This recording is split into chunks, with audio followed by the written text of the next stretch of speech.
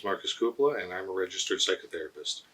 You might remember me from such breathing videos as Glug Glug, Ah! And He Who Smelt It, Dealt It. So in this video, I wanted to revisit something that I did in my very first video, my PSA. I wanted to redo breathing. The breathing process I'm going to use is where I breathe in, I pause, I breathe out, and I pause. Now there are many different breathing waves and patterns and repetitions that you've seen out there. None of them are necessarily wrong. This is the one that I teach in session with clients. And I also teach some of the reasons why it doesn't work so that clients can be aware of what they might be doing in situations where breathing isn't working for them. The summary of the reasons why it doesn't work for clients is they do it too fast. They breathe in and out. They don't breathe deeply enough, so they breathe through the chest instead of the diaphragm. Remember, to breathe deep, you need to push out the belly rather than breathing into the chest, because you're missing all this extra air down here. And lastly, people don't breathe long enough.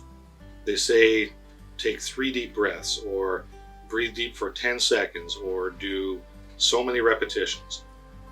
So breathe deep, make sure you use the same breathing pattern, in pause, out pause, and breathe as long as it takes. There is no wrong answer. If you need to sit and breathe for 10 or 15 minutes, that's still better than being angry or upset or anxious for 3 or 4 hours or even days. So the way we're going to breathe in through the nose, we're going to pause, then out through the mouth, and then pause. Now the reason we do that is when we're out of breath or we feel we can't breathe, we try and breathe as quickly as possible. So what we're going to do, by breathing in through the nose, because the nostrils are smaller, it forces us already to breathe slower. So even if we breathe in as fast as we can through the nose, that's still a lot faster than when I breathe in as fast as I can through the mouth. See, that was very quick. So breathing in through the nose and out through the mouth helps slow down the breathing process. One of the reasons that we do breathing to calm down is because our autonomic nervous system has been activated, usually by fight or flight. So fight or flight is the activation of your body's resources in order to run away or fight the bear. So what it does is it increases your heart rate because it's bringing your blood to your core muscles, right? The big muscles of your body, which are what you need if you got to fight someone or run away. It also increases your respiration because you need more oxygen for that greater amount of muscle usage. Also, you often get a shot of adrenaline. That's what that shakiness is the adrenaline. So what we're going to do, we're going to grab hold of the lungs, because of those, you cannot think about your adrenaline and increase or decrease it. You cannot get a hold of your heart rate by thinking about it, but you can get a hold of your lungs at will. So that's what we're going to do. The lungs are part of the autonomic nervous system. They're part of this automatic system that reacts. So what we're going to do, we take hold of that automatic system, and because they're all linked, if we get a hold of one piece, the rest of it has to slow down as well. It's just like a train. If you can slow down the body of the train, the locomotive will slow down as well. Or vice versa, if you slow down the locomotive, the rest of the train will slow down as well, because they cannot travel at separate speeds. Can you whisper and yell at the same time? No, of course not. So why can't you? I know this is the part where you do the thinking, but really nobody does. We just wait for the guy to give you the answer. So I want you to think about that for a second. Why can't I whisper and yell at the same time? And you're going to come to some sort of conclusion that, well, I can't because I've only got one voice. Well, your voice box, which causes your voice, can't be in 2 separate states simultaneously. So your body is a singular whole, and your body cannot be in 2 opposite states, which means you cannot be relaxed and activated at the same time, which means when your body is activated, so too is your mind, because your mind, that non-physical concept of self, is rooted in the organ of the brain. Now, the organ of the brain is part of your body. So your brain can't be nice and relaxed while your body is up here, and vice versa. They are going to be at the same level. So what we're going to do By getting a hold of the lungs, we bring the body down. We also bring the brain down by default. We don't even have to worry about it because it's impossible for the brain to be up here if our body's relaxed.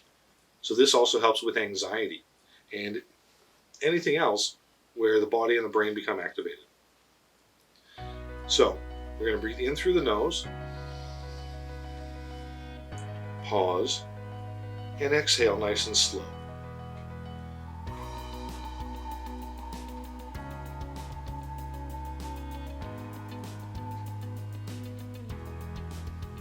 Now we want to draw out the exhale because it's the easiest parts to control. If we're holding our breath, so we're holding the pause, there is a felt urge to breathe. But while we're breathing, we don't feel the urge to breathe because we're doing it. When we inhale, we're often inhaling because we need the oxygen. We want the oxygen. So that one's harder, although it is still possible to slow down the intake. So when we start by slowing down our breathing, we start by slowing down the exhale. So we breathe in and out.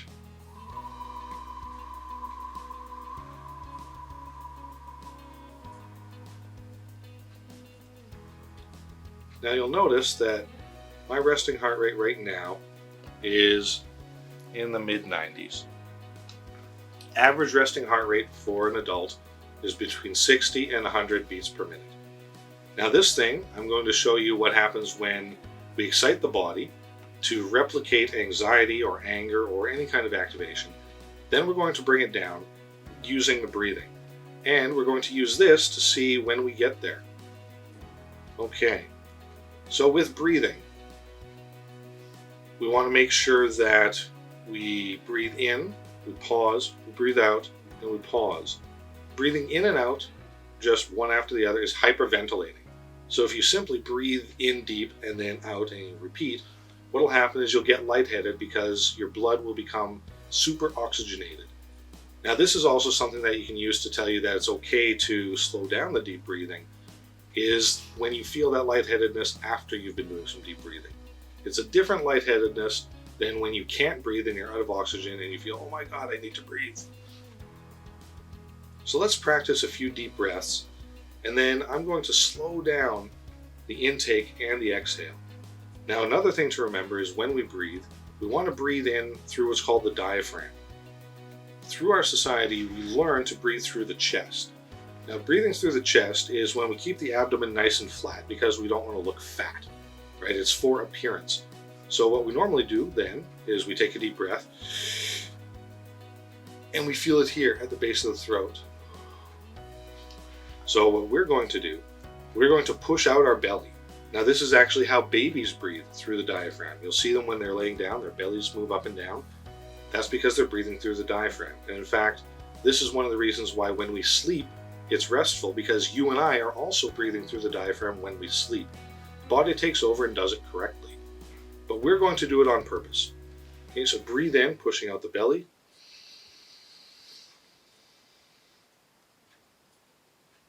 And out.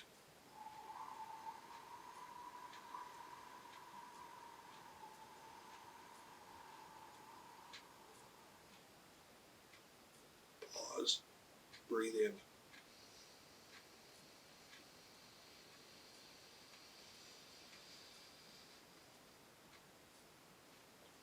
And out.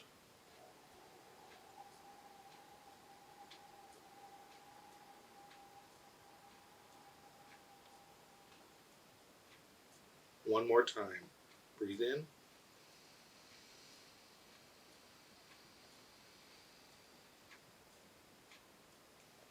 And out.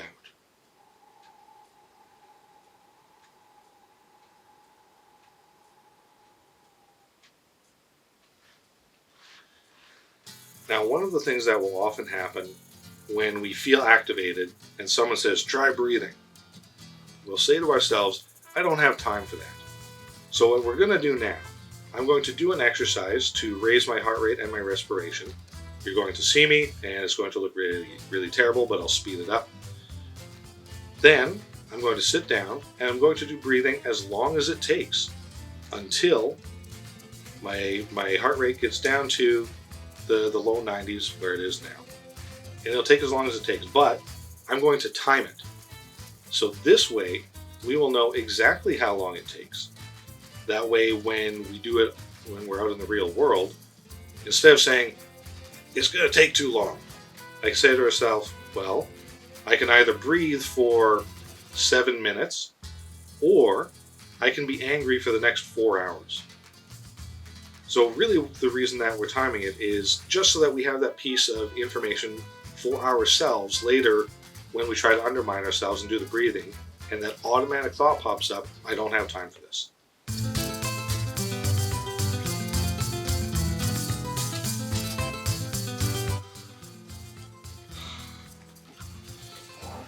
Okay, there's a minute. Now I'm gonna breathe. Breathe in.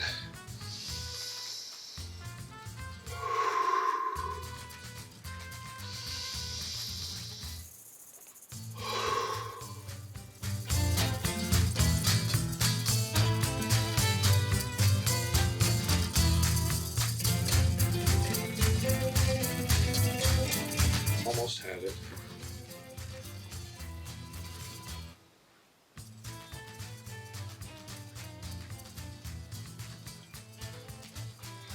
Okay, that's really close.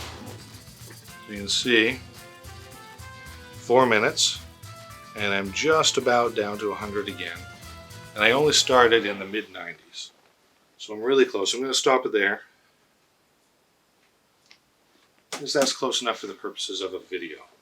Okay, that's breathing in a nutshell. So what you do is you breathe deep. You breathe in through the nose. You pause. You breathe out, drawing out your exhale. Then you pause before you breathe in. So you replicate the natural breathing rhythm. This avoids hyperventilating. Also, you want to breathe as long as it takes. There is no set number of repetitions or set length of time at which breathing works. Also, it's handy actually if you do an exercise similar to what I just did there for a demonstration, because then you give yourself the experience of bringing the body down from a heightened state. Now this is important also because sometimes people will say, well, I can't, this won't work. Well, now you have empirical evidence that it does work, and you'll know about how long it takes if you time it as I did. I'm going to wrap it up there. That's breathing in a nutshell. Remember to do it as long as it takes. Breathe in deep, push out the belly. That's it. Thank you for watching. Take care, and I'll see you next time.